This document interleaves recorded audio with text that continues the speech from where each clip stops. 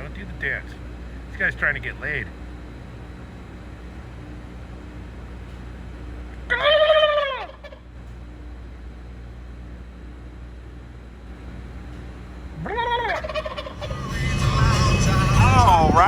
All right, YouTubes. Oh, I got the Pearl Jam going.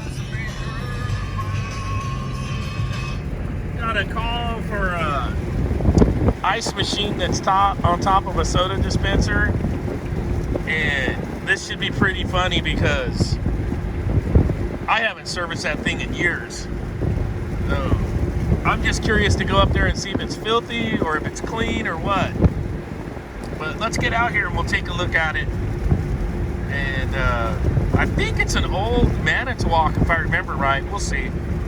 So let's go take a look at this thing. Show me what you're working. Shake your face. Watch yourself. Shake your face. Show me what you're working. All right, I'm gonna grab some gloves.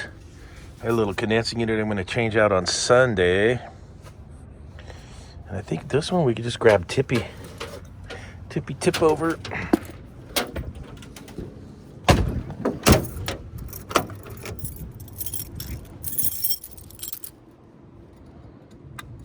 All right, there's the victim right there. Let's get up there and take a look.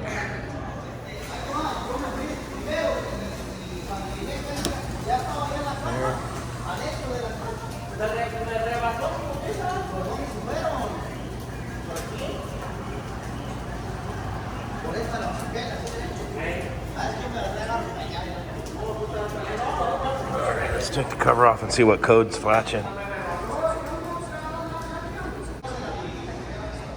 Usually get a code 1 or 2. This thing's just steady flashing. Look at this.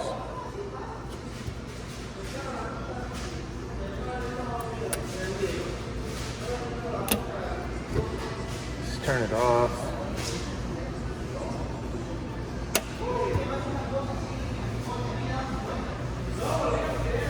All right, the last code was a 2-banger.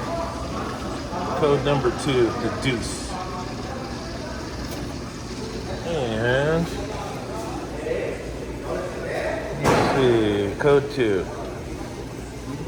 The harvest time reached 3.5 minutes. So we're having a harvest issue, as we normally always do with Manitowocs. This thing probably needs a mega scrub-a-dooski, to say the least. Surprisingly, the water tube's not plugged up. They're all feeding. I can't believe it. Check it out. Even though it's filthy, none of the tubes are plugged. Unbelievable. So before I clean this thing, I'm gonna watch a cycle first. See if I can diagnose what the problem is, and then we could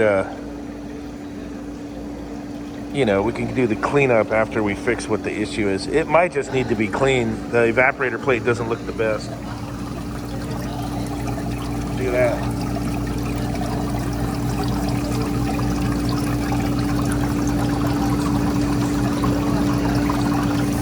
I'm gonna get a cup of ice and chew on the ice.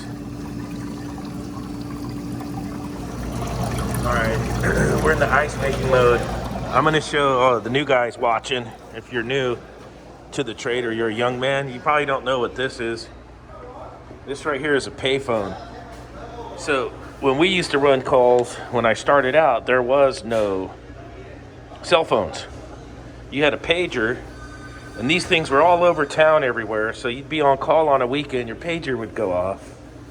You'd have to find one of these at a gas station, put the money in, call the answering service, hope you got a pencil and some paper, write down the phone number of your customer, put some more money in, call your customer,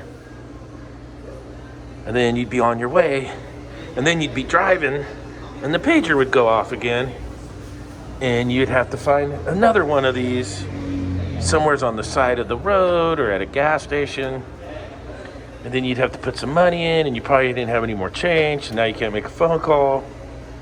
And that's how we used to run service calls back in the 80s and part of the 90s, before the cell phones got going. All you had was a pager, and this was your lifeline.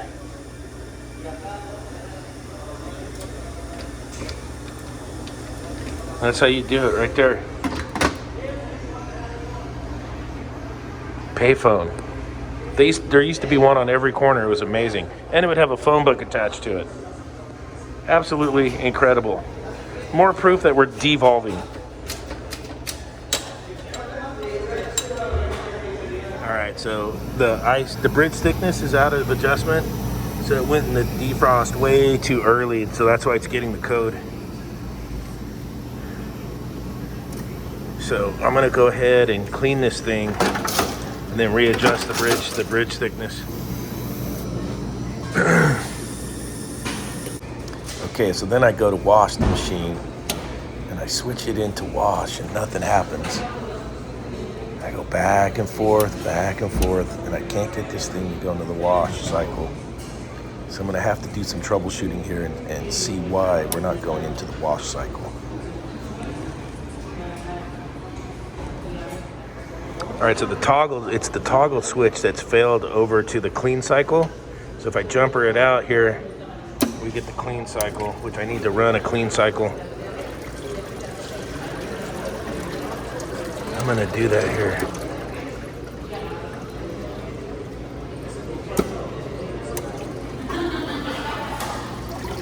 Work around.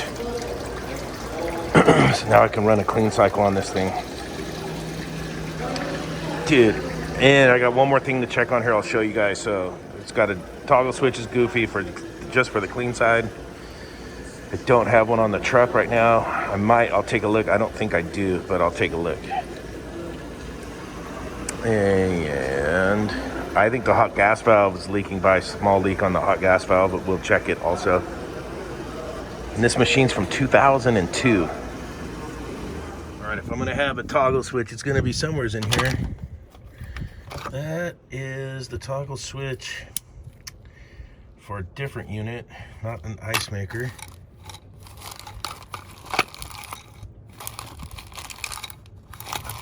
You guys know what that is. That's the jumper for the carrier economizer.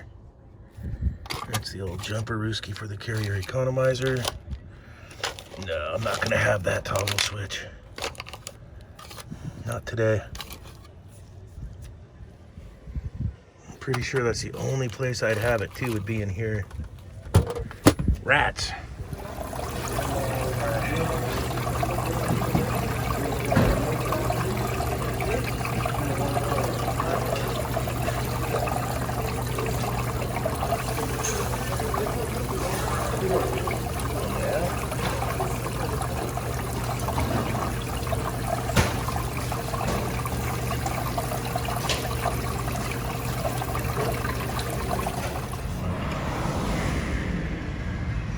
Box. Troll in a box. Yeah. Troll in a box. He's tripping. Fucking shitbag city.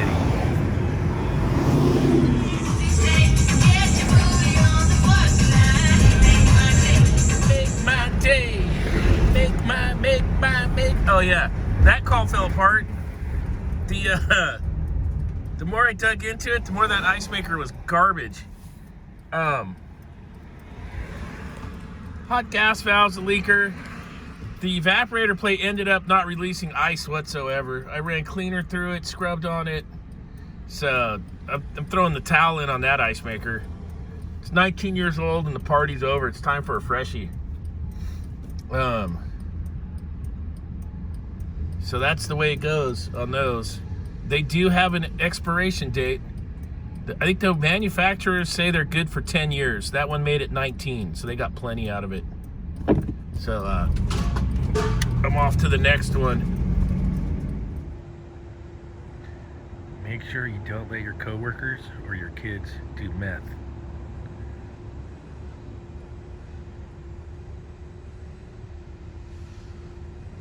Guy's been here for hours.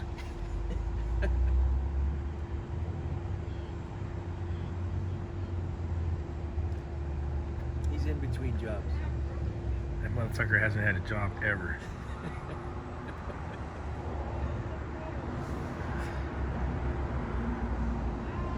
Fun to the moon.